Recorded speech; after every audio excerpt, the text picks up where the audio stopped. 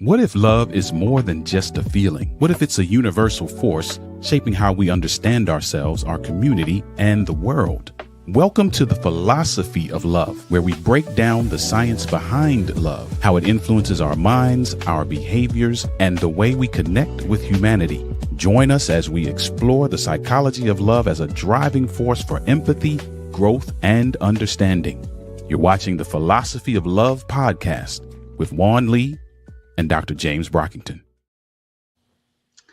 Hey, Doc, how are you today? Oh, I'm great, Juan. I'm great. It's a rainy day. Perfect for me. Well, hey, we're starting to get a little here too, so we're connected by the drops. And there you go. How you Fluidity doing? in the drop. So this is going to be a very, very timely and interesting conversation. Yeah. But everywhere, before we get into that, welcome everybody to the Philosophy of Love. This is Juan Lee along with Dr. James Brockington, and we are here to share the science behind love. And it's going to be in a practical, a way that you can understand it and see it for what it's worth. We do this, and we are sponsored by Clear Journey, which is a nonprofit that wants you to reach your full potential. And what we do is we married with a love mindset, a mindset that allows you to attach it to with the attitudes necessary to be able to be successful in every area of your life. So if this is your first time, become a member, subscribe to our YouTube channel, hit the like button, and become a part of our community. We look forward to helping you and assisting you in navigating life more successfully. That being said, today's episode is, really, really interesting. If you've had looked at the title, it says you were trained against love and didn't even know it. That's what we're going to talk about today. And just to set this stage, let me say something that's probably going to make it a little bit more uncomfortable. We're weren't taught how to love, but instead we were taught how to survive. And survival oftentimes works against love. So today on Philosophy of Love, we're going to stop treating love as just a feeling and start seeing it as a way of thinking. And the big issue here is that most of us say we believe in love, but we were taught habits that go against it. And until we understand what shapes you, you will keep on reaching for the same ways of thinking. Today, we're going to uncover what trains you to think the way you think so that you can choose something better. That's what the topic and the day's discussion is going to be all about. And I tell you, we're going to get off right quick and fast and in a hurry because it's at the root of what we call why we have this podcast, The Philosophy of Love. Yeah. Because we talk about the practical application of love, and this is really where it really meets it. People think love is weak. Love is something that we don't understand, and we're just trying to figure it out, make it feel good. It's a feel good word. Mm-hmm. But we want to look at something, first of all, as self-preservation versus sacrifice. Sacrifice is one of the attitudes of love that we talk about here, and how significant that is. And what the question that's on the table is, we were trained to protect ourselves, but love asked us to invest in something greater than ourselves. And so the question starts us off as, what does self-protection how does it show up in our relationships as it pertains to love? How does it present itself? Self-preservation, self-protection. That's on the table there, Doc. What is That's it? on the table. That is on the table. Well, since it's on the table, let me define some of the participants that are sitting at that table. The first participant that's sitting at that table is what we define as operational awareness. Operational awareness. Second participant that's sitting at that table is what we define as situational awareness. Mm-mm. Operational awareness, situational awareness lead us to clarity. Another component sitting at that table. Clarity has this very, very distinct working relationship with the other component sitting at that table, confirmation. Clarity, confirmation, situational awareness, operational awareness create what is probably the most significant component sitting at that table, consistency. Consistency is simply doing the same thing over and over because the same thing that I do has been working for me. And because it has been working for me, it has given me certainty that it will work for me. And certainty being the last component sitting at that table. So the operational awareness, situational awareness, consistency, confirmation, and certainty are how we establish for ourselves a belief system. This is what I believe. Mm-hmm. Now, why is belief so significant? Because belief defines for you a meaning and a purpose. If I believe this is what is going to happen, and the purpose of its happenstance is to confirm for me that it will happen, I have trust and confidence. Mm-hmm. Why is trust and confidence so significant? Because trust and confidence gives you assurance.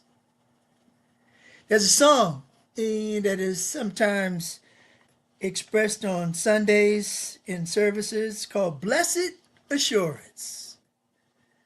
The blessing of being assured, the blessing of having universal confirmation in the consistency and the certainty that what I believe is my purpose and my meaning.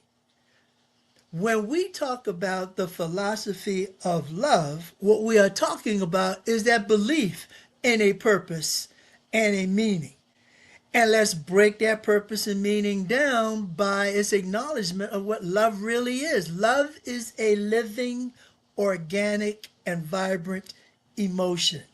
Do not get emotion confused with feeling. Emotion is a purposing and meaning. Feeling is how you demonstrate a purpose and a meaning as clarifying for you the consistency and the confirmation of the choice that is before you. You see, we live in what is called a binary existence with our whatever. And our whatever is that all encompassing thing that we want to call our environmental alignment, our consistency and confirmation of cause and effect. A Mm-hmm. binary, this and that. The moment you understand what a binary is, this or that, then you see the significance of the singular acknowledgement called choice. Choice is the choosing of the meaning and purpose that binary illustrates to us. By choosing, I am committing to a process of alignment. That's what's called the decision. Mm-hmm. a Mhm. process of alignment. I'm now aligning myself to the expectation that the choice that I have made is going to give me the confirmation, the consistency, and the certainty of my situational and my operational awareness. I know whom I am, and I am whom I know. Is that assurance that we're talking about? That assurance is something that is so powerful in our daily operation. That's where we rest at. That's where we abide in. That's a place of peace. And there's so much that if you can't recognize that, you're probably missing all those other words that I just said. No, absolutely. That And you're constantly struggling with the fact that you're missing all of those other words you said because comfort zone is the place where the continual reinforcement of that assurance creates its acknowledgement of existence. The moment I know what something Mhm. is the moment I'm not confused by what it's not. And so as it relates to the question, how do we, and I'm going to reverb it, I'm going to change it up a little bit, because in essence, we've begun to use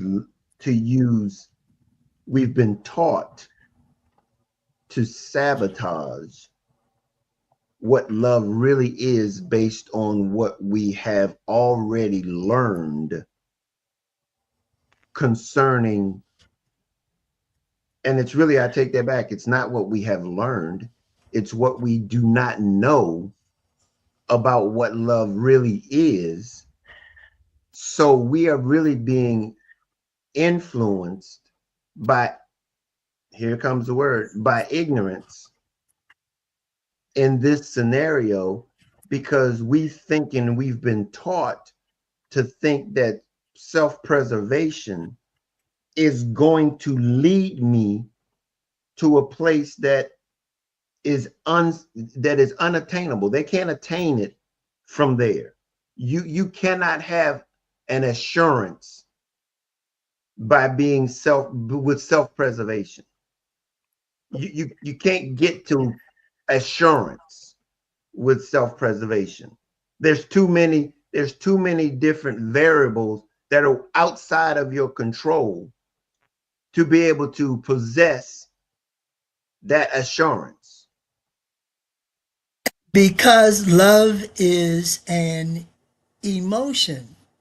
Listen very closely. Because love is an emotion, the only thing that the emotion is designed to do in your preservation is to draw your attention to something that is occurring right now that Mhm. was not occurring a moment ago. That's the power and and the consistency of an emotion, to always ensure that you will be able to see that just noticeable difference between where you were and where you are right now.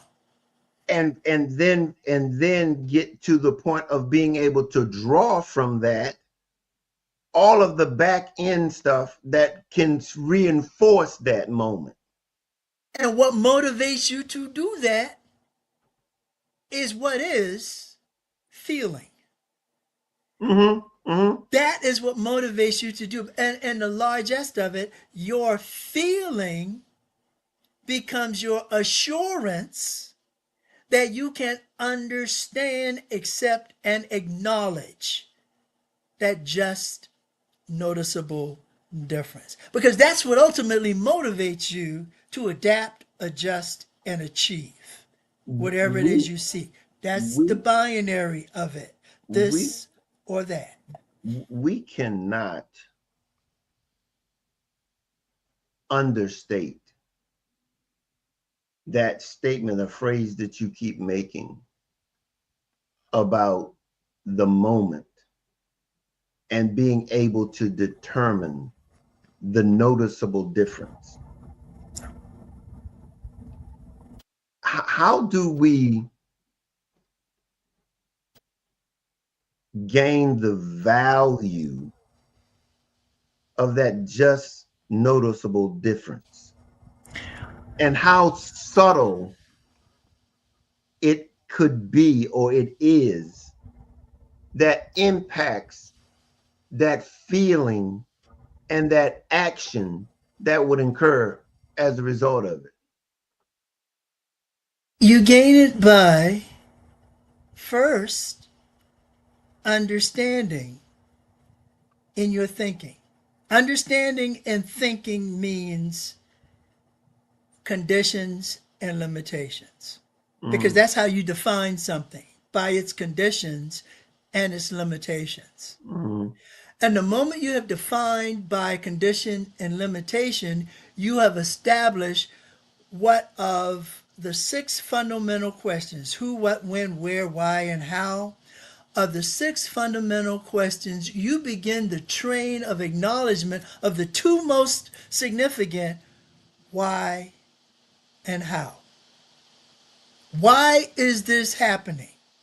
Is the situational awareness of the acknowledgement of what I understand as the condition and the limitation. It's happening because these conditions exist, and the limitation based on these conditions are the outcome result that I can, here's the key, accept. The moment I can accept, I have narrowed the influence of inconsistency and uncertainty in my life. Why? Because I've accepted the meaning and purpose of what it is I do now. My trust and my confidence in my mm. capacity to have accepted what it is I do now becomes my acknowledgement that this can be done. These this process that you so oftentimes refer to is no different, no matter what the circumstances are, that presents itself in your moments, in every moment in our lives. And as a result, makes it very clear to me that it really doesn't matter what the objective is. Doesn't really matter. It doesn't. If we're unprepared with the right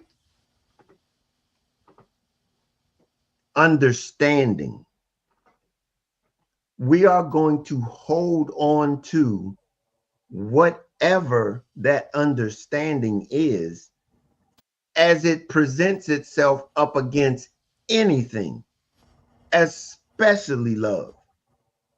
If we have this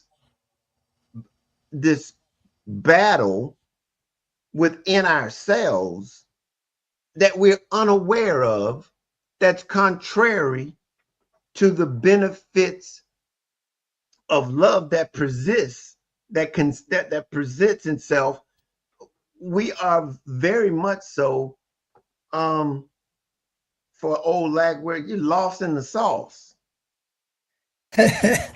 We're really lost in the sauce. So when this self-preservation mindset, we've been taught this. These things have been demonstrated to us as a way of which is more important to us than the value of what love is. And because instinctively, and we're driven as human organisms, we're driven by five instincts. And because instinctively we are driven by this capacity to engage with the circumstances and situations we encounter, we are defining for ourselves within that context what is life. life, by its design, is a logical, integrated, fluid environment. Logical. That means that the critical thinking, the reasoning that reinforces that critical thinking becomes the baseline for our thought process. Mhm. We think, we critically think, and we reason. Why? Because logically, the acknowledgement of the difference between conditions and limitations is our understanding of what it is we are encountering. The understanding, go ahead. No, no, I was just saying because it's that understanding that we have to align with love rather than our experiences and those things that we've been exposed to. Because love is a living, organic, and vibrant emotion, it is simultaneously aligned with this awareness because it is, in fact, the power of that emotion that becomes, snap your finger, the just noticeable difference. That just noticeable difference. Let's then use that and in the scenario of self-preservation versus sacrifice. How do I demonstrate or how can I exhibit the value or the benefit of love in sacrifice versus self-preservation? Exemplify it by realizing that the moment that I know what something is, I'm not confused by what it is not. But that's what I'm saying. Yeah. Sacrifice is something that I have gained a negative understanding about. That's because the negative understanding has not been clarified in the purpose and meaning of the sacrifice. You can sacrifice by realizing that I am now acknowledging an entire shift in my thought process. So, in effect, what I'm doing is sacrificing my belief in what I've been doing up until this point in time by seeing a change state process. Well, and that's a process, though. And that's a process. And Everything you do is a process. well, I mean, And again, the reasoning behind the question is to challenge the norm with something that's abnormal to this current environment. And the current environment is basically saying self-preservation is what is necessary. It's the way in which you operate the system. and here's a counterbalance to that. The more you understand what it is you are preserving yourself for, the more consistently you are able to choose the most appropriate ways to survive. That's why it's called adaptability. That is one of the strongest characteristics of humankind, its ability to adapt and adjust to the fluidity and the consistency of that fluidity, the change states needed. See, when you argue for a limitation, when you argue in the face of, I know what that is, and I still choose to do this, you create what is called an approach avoidance conflict. The closer I get to it, the more I want to avoid it, because the moment I no longer avoid it is the moment I have to accept its meaning and its purpose. And that's when, snap your finger, a change occurs, because you can no longer deny that this is happening to me. You are in the context of the moment. You know, that's that just noticeable difference thing. That is so interesting. I don't want to mix shows up, but we just had an interview with a psychologist. Or he's not a psychologist; he's a coach, Okay.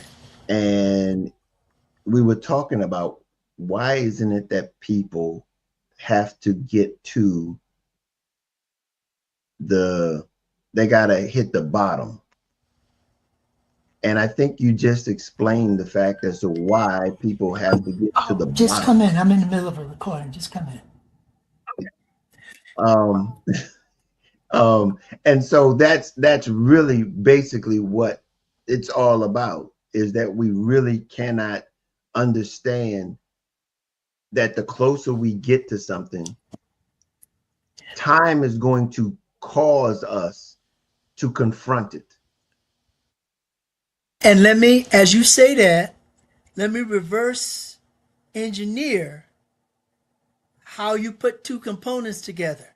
And those components are this: understanding and acceptance. Mm-hmm. Okay, the But that's moment what you under the moment you understand something, the moment you understand it, condition limitations, that's your choice to accept. And that's where the stumbling block is. Do you accept what you understand? Is the first acid test that your subconscious mind is asking you in decision making.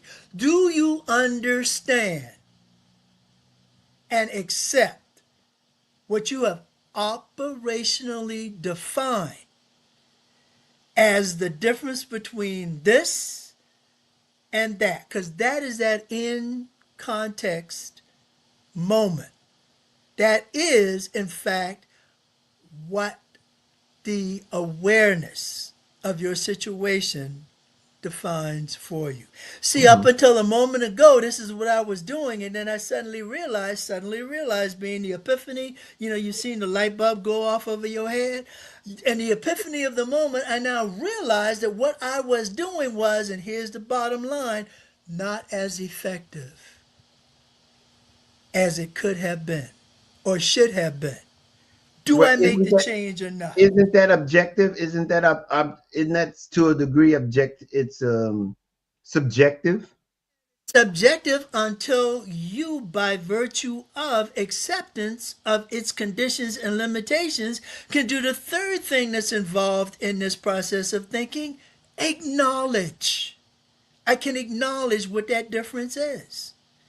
See, that takes subjectivity out of it. The moment you acknowledge what that difference is, you have defined this relationship to you. Mm-hmm. Binary, this or that. You have defined its relationship. The moment you have defined a relationship, you are now in a position where behaviorally you can adapt and adjust to it.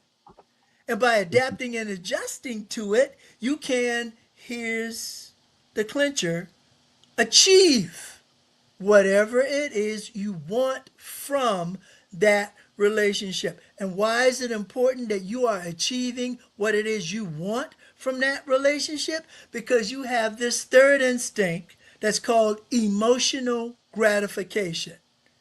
You want to feel a certain kind of way about what your emotions have alerted you to as those obstacles you can overcome to feel that certain kind of way. In essence, you are telling yourself to be yourself because you are yourself. Mm-hmm. You have an active reactionary engagement to what it is you are doing. You're actively, realistically engaging. And why do I use realistic? Because the moment you define what something is, you put it into what are constructively relative emotional alignment locations in your life. We sometimes refer to them as data points.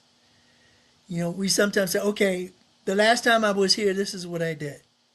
They're like mile markers along the side of the road. Every time you look at a mile marker, you know where you are in relative distance to where you want to be. So by constantly comparing and contrasting what you did before to what you have the ability to do now, do you see how consistency and confirmation can lead to certainty and clarity? Remember the people we wanted seated around that table? Yeah, yeah. Yeah.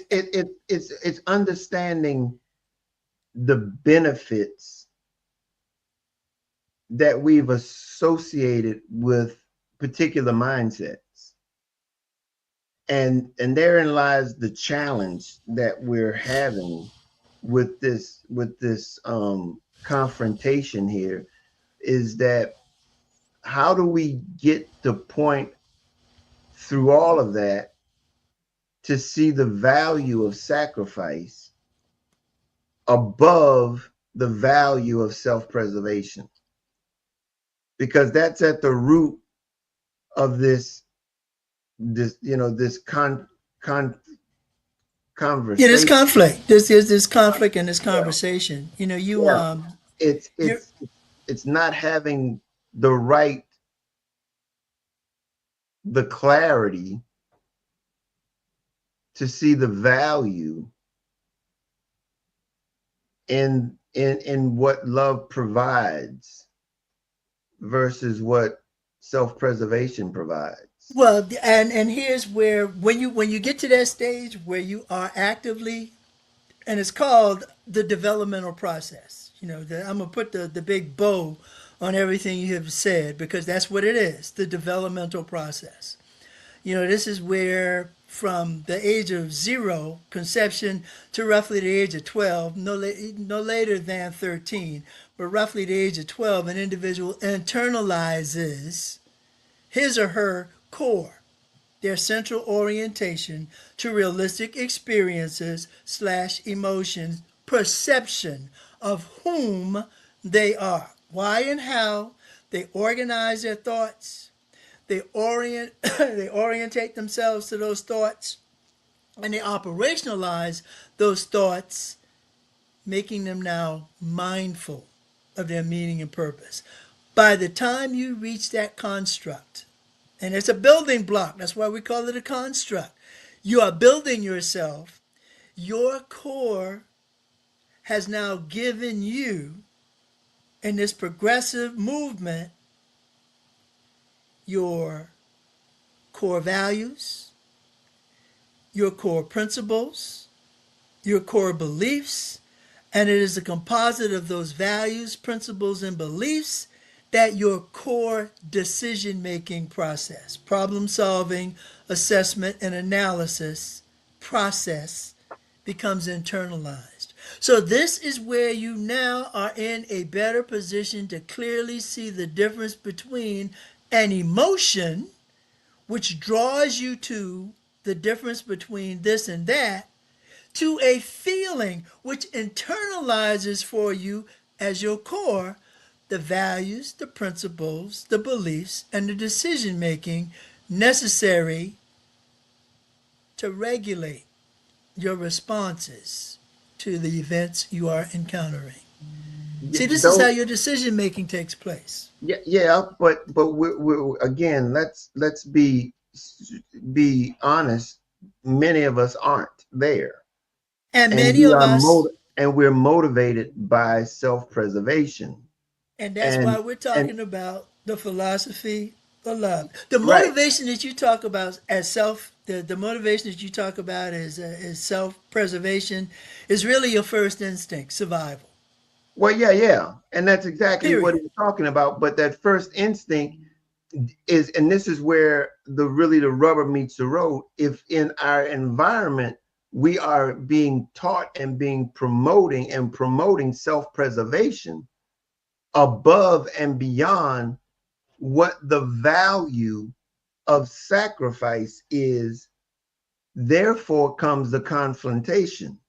And until you change the way you think, and this is where your third instinct, emotional gratification, illustrates to you what you just referred to as that conflict between self-preservation and basically survival. What is love as it juxtaposes itself upon self-preservation until you remember, understand, accept, until you accept that that is in fact your conflict.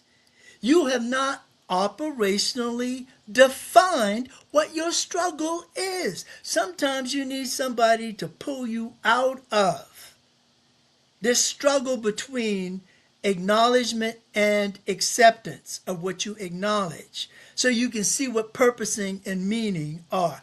That is what your fourth instinct, Wh- interactive mindfulness, provides. This is where you wh- assign meaning to purpose. Well, but in involved in self-preservation is purpose and survival. Involved in self preservation as purpose and survival is being acknowledging of meaning and purpose. What Well, does it again, mean for you to survive? What does it mean for you to survive? well, Okay? So again, who defines that? Who defines for you? You see how I well, gave you the again, clue? but Who again, def- this is what I'm saying. It's an internal thing that has to be established. And so as a result, the premise of self-preservation cannot be the thing that is driving me to make my decision but self above. preservation is driving you to make that decision.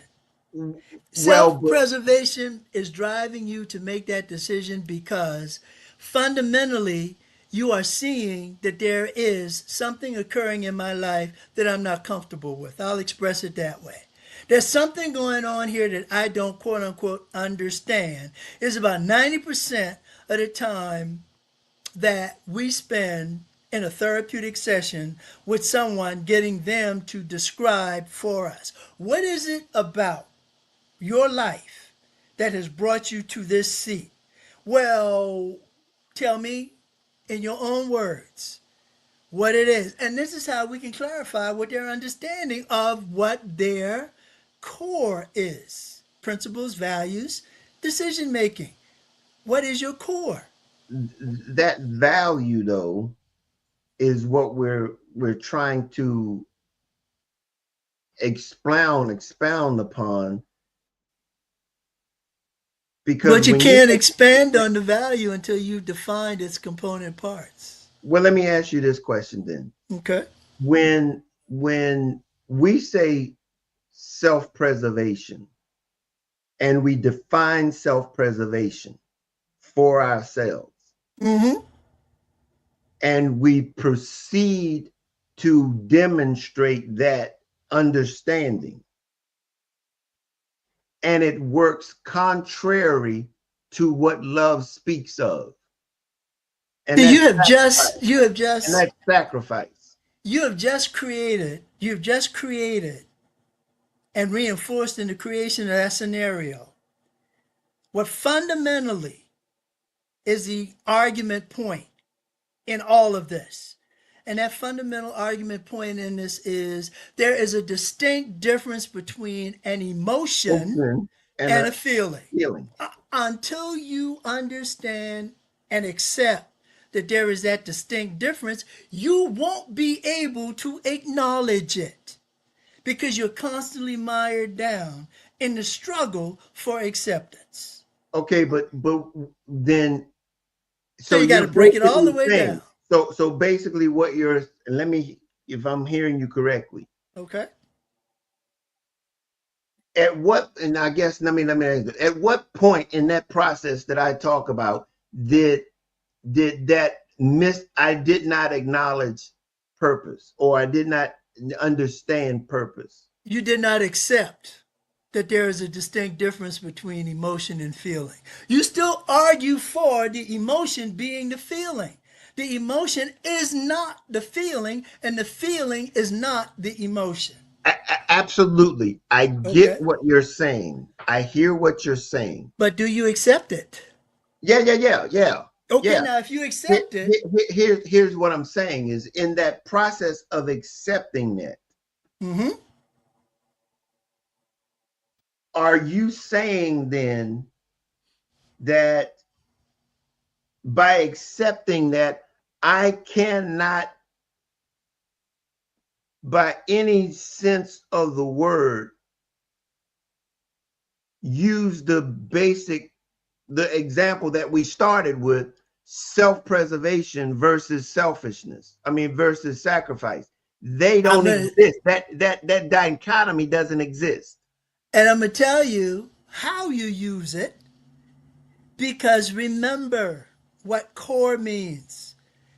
Core, your core, your consolidated Beliefs. beliefs. Okay. Right. So So, the moment you have just accepted as your core, your organized way of acknowledging how you align yourself to your expectations and you clarify their meaning and purpose, okay? Your core values, principles, and belief system, you just solved your problem. Because look at what they do. Principles, values, decision making solve problems. They mm-hmm, put you in a context of acknowledgement of mm-hmm, purpose to meaning. So if my purpose is to acknowledge that an emotional awareness has brought me to a point where I can see the difference between what was happening a moment ago and what's occurring now, and my acknowledgement of that acceptance of the difference between what was occurring a moment ago and is occurring now, do you see how I have not given myself the motivation to resolve what is the meaning and purpose of what is this moment I find myself in? yeah. And clinically, I see exactly what you're saying. Uh, Okay? I hear, but my point is here is functionally, I'm looking at self-preservation as an emotion, as an emotion, and sacrifice as a feeling. Self-preservation Is as that an the right way? emotion. Yeah, it is the right way. It is the right way. In other words, this example, they are not intended. There is no, they cannot be compared. They are uncomparable. They are compatible. They are comparable. You are comparing them. You are But they comparing should them. not be, is what you're saying, is that they should not be, And because by one is a motion and the other one's a feeling, and they complement one another, but they're not the same. and by comparing them, you can contrast. And this is why you have to compare. You have to compare because you're looking at the conditions and the limitations. By virtue of comparing and contrasting, you determine their consistency in the meaning and purpose to you. When I understand what something is, I'm not confused by what it's not. That's why that comparison and contrast has to exist. But using the word sacrifice and self-preservation explain that. Sacrifice means letting go of the fear that I have to accept what preservation now means in my ability to adapt and adjust. I have to let go of my fear that I don't understand this.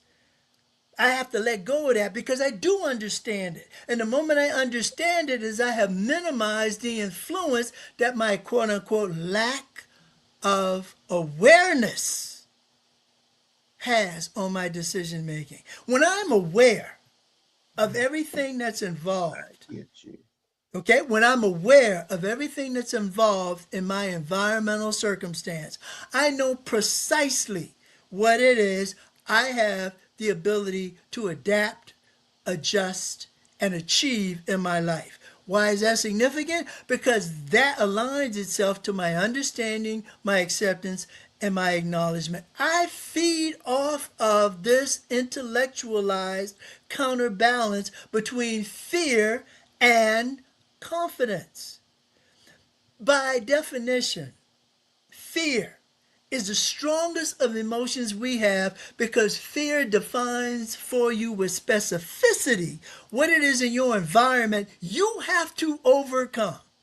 Because the moment you become limited in your capacity to overcome this aspect of your environment, you will argue for your limitations. You will not evolve beyond this point if you continue to hold on to this fear. And here's how clear it is for you. Fear tells you exactly what it is in your environment you need to overcome. If you come into my office and tell me that you are afraid of fire, why would I talk to you about being afraid of snakes? You said you are afraid of fire. You subconsciously already know what it is. Your knowledge has normalized your operational worldview. Your knowledge has normalized your operational worldview. Your fear has told you that if I can't get past fire, then I'm not going to be able to deal with anything else. So what do we concentrate on? Giving you the adaptive capacity to adjust and achieve a more fluidic. Remember life, logical, integrated, fluidic, giving you a more fluidic environmental relationship with fire. And then a funny thing happens along the way. You begin to see the limitations of fire. You begin to see the fundamental way in which you have elevated yourself beyond your fear of acceptance and acknowledgement. Do you not see how you preserved? Do you see self-preservation? You've told yourself to be better than your situational circumstances, and you are. Every single time you tell yourself that is every single time you reinforce within yourself that. This is why your fourth instinct becomes your interactive mindfulness. I think, therefore I am. I am, therefore I think. I think I am capable of understanding that love is a living, organic, vibrant emotion. Love is going to connect me to everything that is of purpose and meaning in my life because I have to logically integrate the fluidic environment that is my life into this purpose and meaning. That's the only way I will see the value of it. That's the only way. And remember why and how I organize, orient, and operationalize my thinking is my mindfulness. The moment I become mindful of the separation between the emotion and the feeling, everything that is essential to my adaptability, my adjustment, and my survival is kicked into its highest elevation, which, by the way, happens to be my fifth instinct, transition and transformation. I transition away from any confusion, any misconception, any misinterpretation, any misgivings. I transition away from that. In effect, I forgive myself for all of the things I had to do to get to this point, and I've transformed my entire perception of the kind of person that makes me in this situation and this circumstance. That is your self-preservation. Who are you facilitating the ability to survive for? Yourself. In the final analysis, you've heard it before. Me, myself, and I. Me, my mind's energy. Myself, my sense of purpose and meaning. And I as the singular construct of everything you will become. I am that I am. Interactive mindfulness. Every single time you tell yourself to be yourself, you are yourself. And every single time you are yourself, you are reinforcing your capacity to be yourself. Look at the greatest love that expresses for you. If I can take care of myself first, then I can take care of anything and anybody else. Why? Because I have a construct that is stable for me. This is where you can see someone who can say to themselves, you know what? My purpose is to be on this cross and take everybody's sins. So I can, by virtue of doing that, give them a pathway. Give them a pathway to redemption, salvation, and, here's the buzzword, eternal life. And how do I do that? How do I get over my desire to self-preserve and fulfill this mission? After I spend that, restless night in the Garden of Gethsemane thinking this through and working it out, I finally get to the point that has always been staring me in the face from my point of conception. My purpose and my meaning is to be the best possible person I can be. That's a choice I get to make. That's a confirmation of my capacity to have the trust, confidence, and here is the blessed assurance of accepting that meaning and that purpose.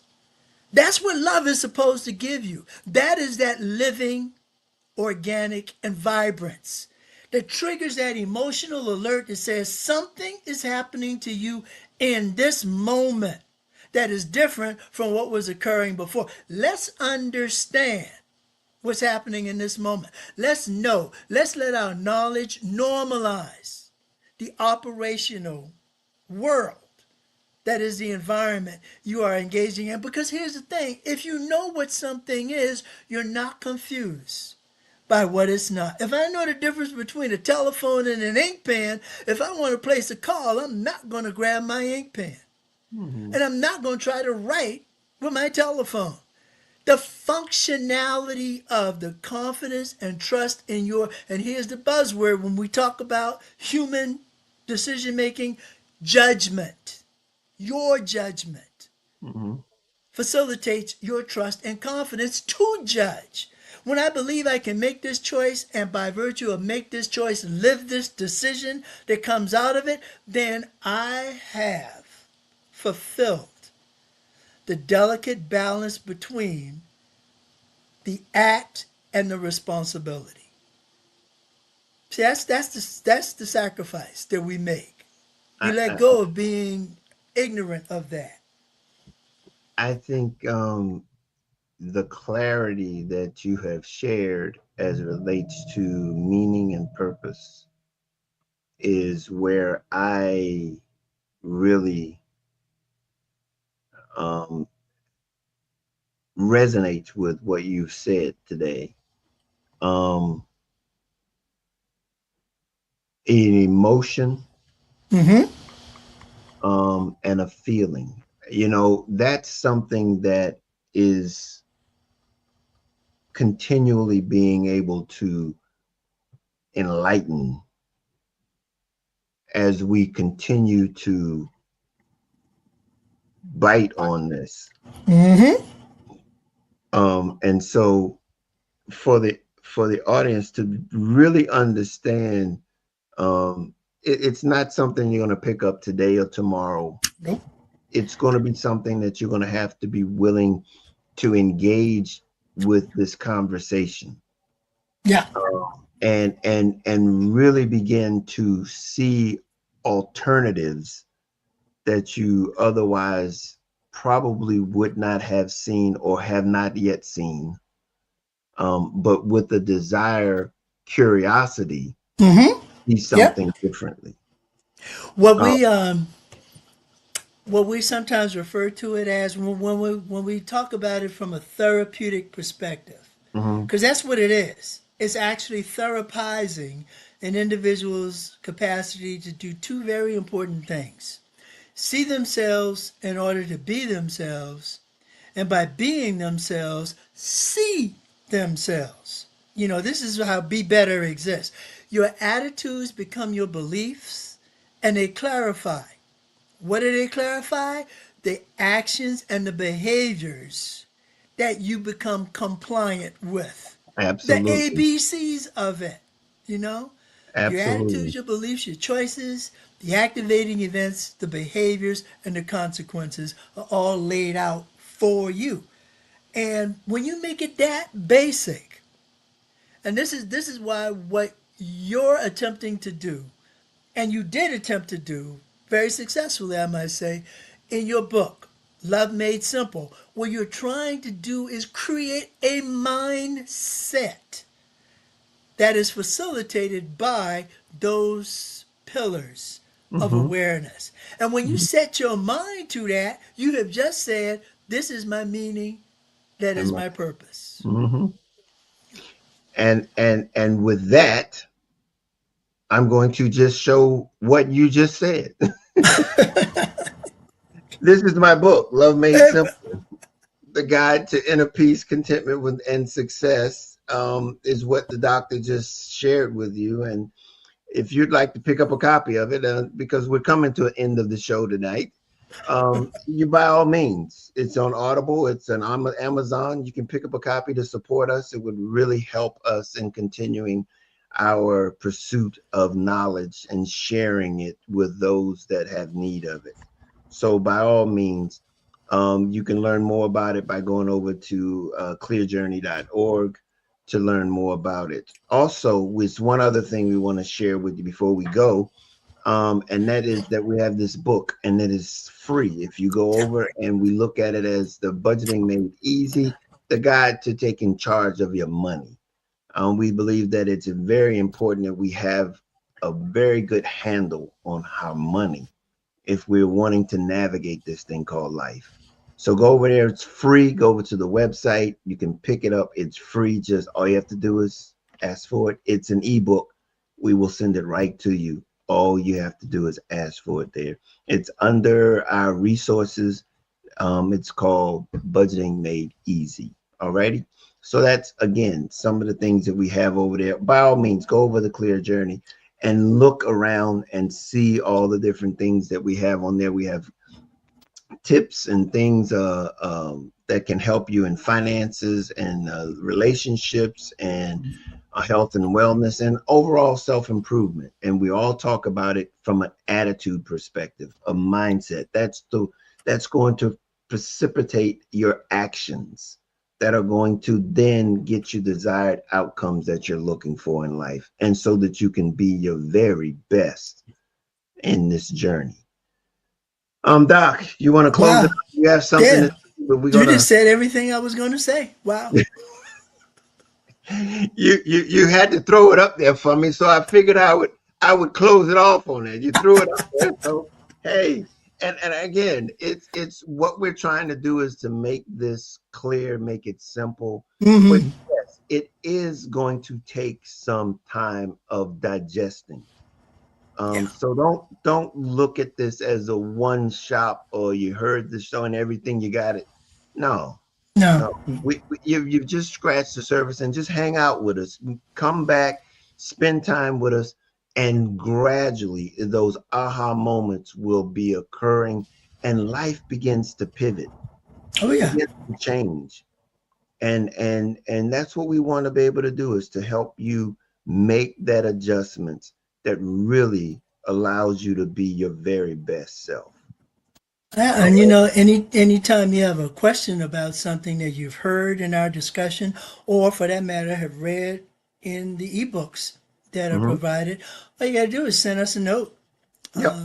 Yep. Just Send us put an our email. name. Our email address is info@clearjourney.org. And just to let us know that you have questions, or you heard something that you have some more and you want more information, hey, just put Dr. Brockington's name on there, and he'll be more than happy to share with you.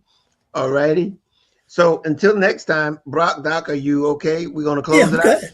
Yeah, I'm All right. thinking I'm good. Until next time, we can't change life, but we can surely help you navigate it. Absolutely. So until next time, we'll see you then. Thank you for watching this episode. Take a moment to head over to our social media platforms, connect with us, and leave a comment. We'd also love it if you would subscribe to our YouTube channel. Also, head over to clearjourney.org for more great resources. We'll see you next time on the Philosophy of Love podcast.